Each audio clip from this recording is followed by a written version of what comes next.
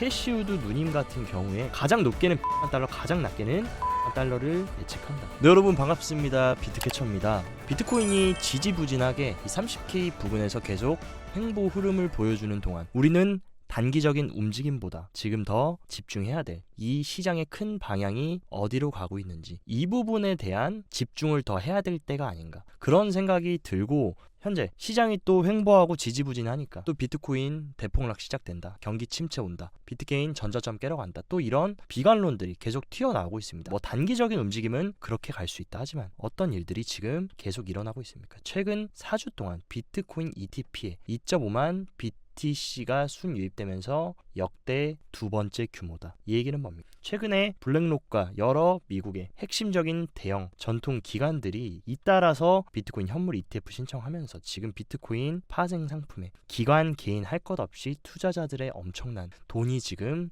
암호화폐 시장으로 들어오고 있다라는 것입니다. 이런 움직임에 따라서 우리의 돈나무 언니 캐시우드 누님 같은 경우에 비트코인 가격이 150만 달러를 전망한다. 캐시우드가 물론 지금 굉장히 비트코인의 친화적인 인물이고 또한 굉장히 과장스러운 얘기일 수 있지만 이 블랙록부터 피델리티, 바네크 이런 대형 미국의 기관들이 비트코인 현물 ETF를 만약에 승인받는다라고 하면 이 150만 달러는 절대 불가능한 수치가 아닙니다. 그리고 가장 높게는 150만 달러, 가장 낮게는 62만 달러를 예측한다. 그리고 추가적으로 덧붙이기에 지난 3월 미국의 은행 위기를 겪으면서 나의 예측에 대한 자신감이 더욱더 생겼다. 그리고 이런 캐시우드의 발언에 조금 더 힘을 실어줄 수 있는 이유는 어제 화요일에 어떤 발표가 있었습니다. 경기 침체냐 아니냐 이 부분을 가장 명확하게 판단해 줄 수 있는 미국의 소비지표 발표가 됐는데, 근원 소매 판매부터 소매 판매 YOY까지 전부 다 예측치를 하면서 계속 미국이 경기 침체 온다 했지만 지금까지 잘 버텼지만 이 소비 시장이 무너진다라고 하면 정말 침체 하반기나 내년 초에 올 수 있다. 근데 이 침체 시기에 캐시우드가 얘기한 게 뭡니까? 비트코인은 리스크에 대한 해치 수단. 만약에 정말 실제로 침체가 오고 미국 증시가 폭락하면서 과거 2008년 금융위기처럼 버블이 깨진다라고 하면 오히려 저는 비트코인은 강세를 보여줄 것이고 강한 리스크 회피 수단으로 거듭날 것 같다. 그렇기 때문에 제가 봤을 때 미국의 이런 대형 기관들이 경기 침체를 대비해서 미리미리 지금 비트코인 현물 ETF를 승인받음과 동시에 지금 크립토 시장에 어느 정도 본인들의 패권 구축을 하려는 것이 아닌가, 그런 생각이 들고 저의 어떻게 보면 이 투자 아이디어의 가장 큰 뿌리는 그 부분입니다. 침체의 피난처 역할을 제가 봤을 때 크립토 시장이 충분히 할 수 있다. 그 중에서도 뭐 다른 알트코인 이런 거 다 제껴두고 비트코인이라는 이 상징적인 자산이 갖게 되는 의미에 대해서 지금 오히려 더 부각이 되고 있고, 이미 글로벌리스트들은 어느 정도 그 부분을 알고 있기 때문에 이런 움직임을 보이는 것이 아닌가라고 합리적으로 저는 의심을 하고 있고, 지금 미국의 연금 펀드에도 개입하는 이 모건 크릭의 CEO가 비트코인 현물 ETF 신청으로 55,000달러, 절대 불가능한 가격이 아니고 지금 캐시우드와 동일한 얘기했습니다. 블랙록의 비트코인 현물 상장지수 펀드 신청이 새로운 강세장을 촉발했다. 그리고 모건 크릭의 자회사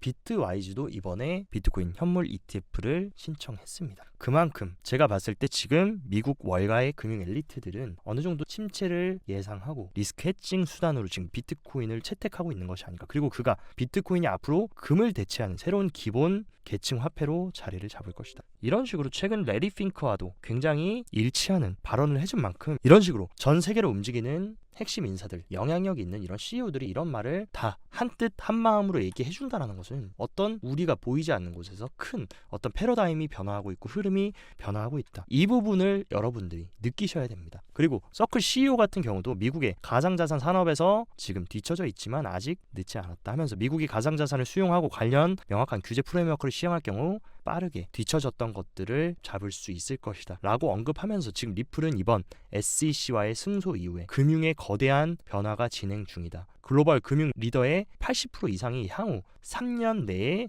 비즈니스에서 암호화폐를 사용하기 시작할 것으로 예상한다 라고 하면서 지금 세계의 리더들이 지금 미국의 월가만 보더라도 과거에 비트코인 쓰레기다, 거품이다, 이런 식으로 아무 쓸모없는 사기다 라고 얘기했는데 지금 이런 식으로 모두가 다 일제히 약속했다는 듯이 태세 전환하고 있다라는 것만 봐도 지금 글로벌 금융 리더들이 어떤 움직임을 보여주고 있는지 알 것 같고, 더 이상 이제 이 비트코인은 무시할 수 있는 이 거대한 사회적 현상이라는 거 지금 글로벌 금융 리더들이 인지하고 있다. 또한 IMF까지 암호화폐에 대해서 법정 통화로 사용하지 말라, 제가 봤을 때 IMF가 이 얘기를 지금 해준 거는 굉장히 지금 쫄리다라는 것입니다. 과거에 뭐 암호화폐가 뭘 하든지 간에 뭐 비트코인 반감기가 오고 폭등을 하든지 간에 IMF는 암호화폐는 관심도 없었다. 그냥 정식 투자 자산으로 생각하지도 않았고 화폐 대체 수단으로도 생각하지 않았기 때문에 언급하지조차 않았다. 근데 지금 어떤 현상이 일어나고 있습니까? IMF가 G20 정상회의에서 암호화폐 자산 정책에 대한 얘기들이 지금 엄청나게 줄을 이루고 있고 이런 핵심 정상들이 계속해서 이 암호화폐가 눈의 가시처럼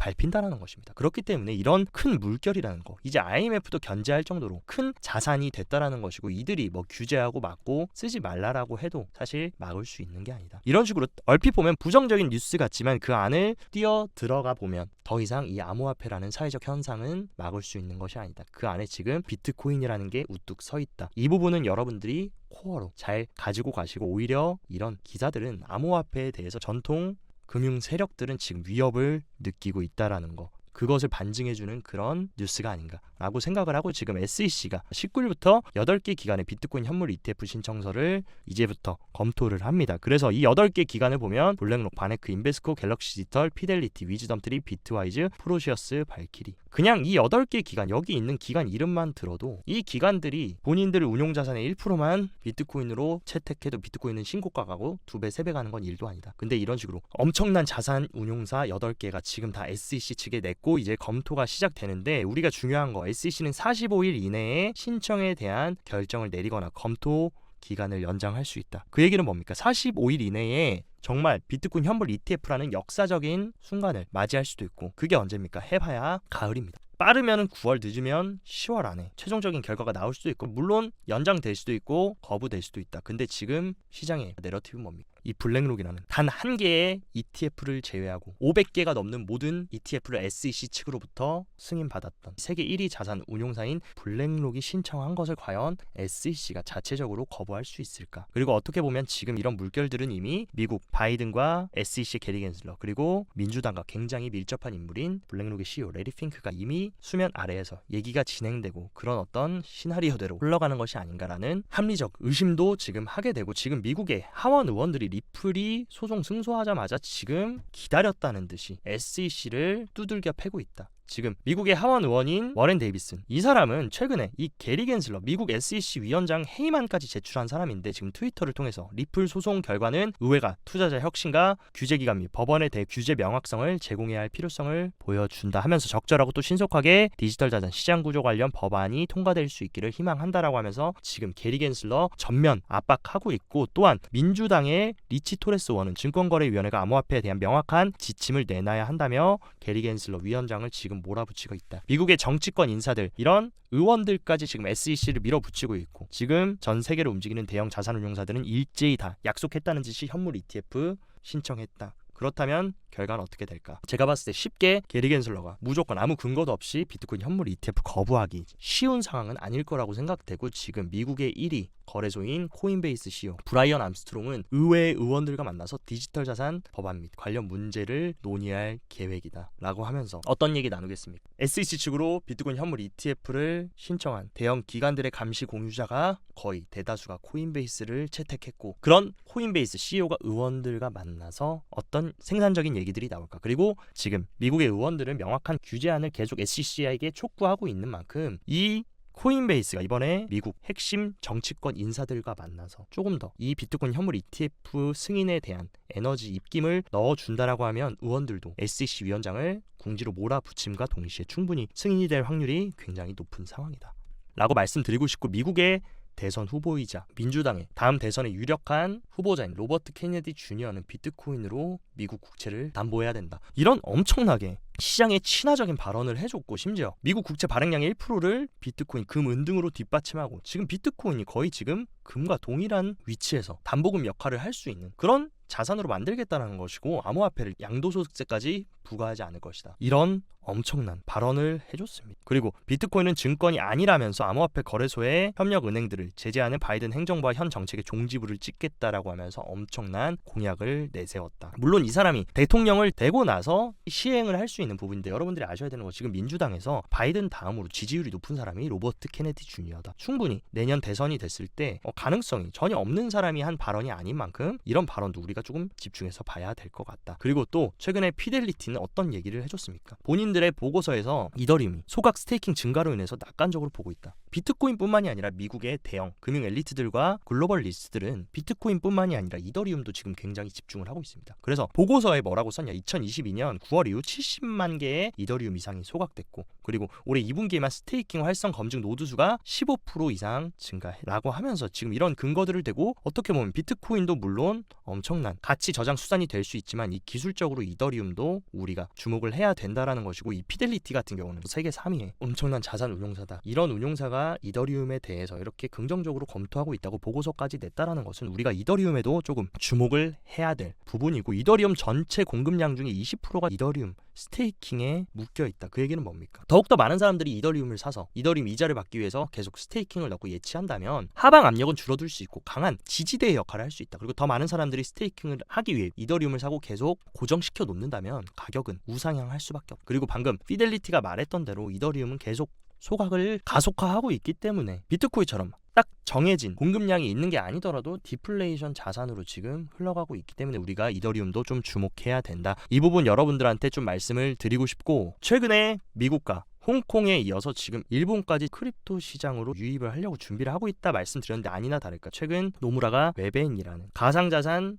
인큐베이터 회사에 투자를 유치했다. 그래서 일본의 최대의 금융 서비스 기업 노무라가 가상자산 자회사인 레이저 디지털로부터 투자를 유치했다라는 것입니다. 그러니까 쉽게 말해서 노무라 증권이 운영하고 있는 자회사 레이저 디지털이 웹엔에 크립토 관련 투자를 했다라는 것은 지금 일본도 미국, 중국에 비해서 드러나질 않지만 수면 아래서 몰래 이 암호화폐 시장의 패권을 어느 정도 본인들도 가져가기 위해 준비를 하고 있다. 이 부분도 여러분들이 큰 줄기에서 투자 판단에 염두를 하고 있다라고 하면 조금 더 강한 여러분들의 투자 인사이트와 우리가 왜 비트코인을 투자를 해야만 하는지에 대한 명분이 조금 더 강해질 거라고 생각합니다. 그리고 몇 가지 온체인 데이터도 우리가 좀 알아보자면, 크립토컨트의 주기영 대표가 오늘 트윗을 올렸는데 지금 비트코인의 해시레이트가 2년 만에 661%나 상승하면서 지금 역대 최고 수준에 위치했다. 이 해시레이트라는 것은 어떻게 보면 이 채굴자들의 비트코인 채굴 난이도인데, 채굴 난이도가 높아지고 있다는 건 뭡니까? 그만큼 많은 사람들이 비트코인 채굴을 하려고 한다는 것이고, 난이도가 올라가면 점점 더 비트코인 채굴하기가 어려워진다. 그렇다라고 하면 비트코인이 채굴되는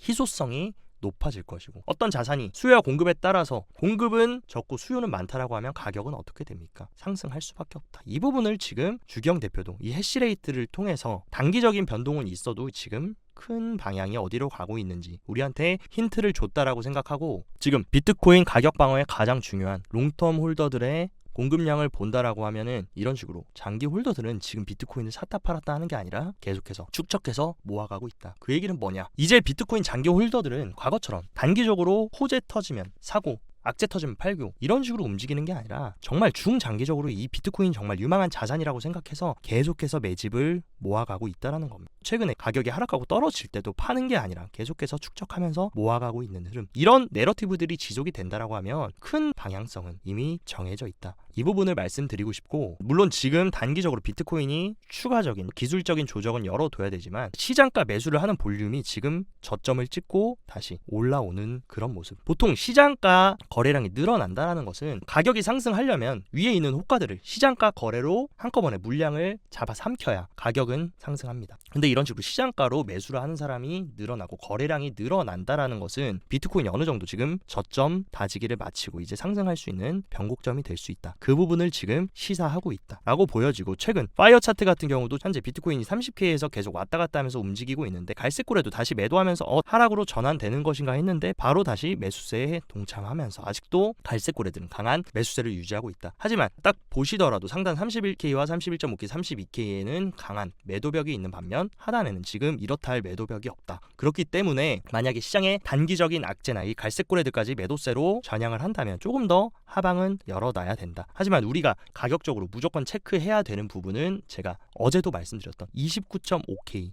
이 박스권 하단 구간을 일봉상으로 이탈하는지 아니면 지켜주는지 잘 보셔야 되고, 제가 봤을 때 비트코인 일봉상으로 29.5K를 종가 마감, 이탈로 마감한다라고 하면 28.4K까지는 추가적인 큰 폭의 조정이 있을 수 있다. 근데 제가 말씀드린 거 28.4K 구간까지 만약에 빼준다라고 하면 이 구간은 굉장히 수량을 모아가기에 좋은 매집 구간이라는 거, 이 부분만 참고하셨으면 좋겠습니다. 네, 그래서 오늘 영상도 시청 진심으로 감사드리고, 영상 도움됐다 하시면 좋아요, 구독 누르셔서 앞으로도 이런 크립토 시장에 대한 디테일한 인사이트와 실전 투자에 도움되는 정보들 제가 유튜브에서 계속 공급드리고 있으니까 잘 참고하셔서 성공적인 투자 이어나가시길 바랍니다. 그리고 더 자세한 투자 전략이나 단기적인 시장 방향성과 인사이트가 궁금하시다 하시면 영상 하단 고정 댓글에 저희 팀 텔레그램 링크 활짝 열어놨으니까 이쪽으로 자유롭게 입장하셔가지고 저희들의 시장 인사이트와 실시간 대응 방안도 챙겨보시면서 도움 받아 가셨으면 좋겠습니다. 오늘도 시청 감사드리고 여기까지 비트캐쳐였습니다.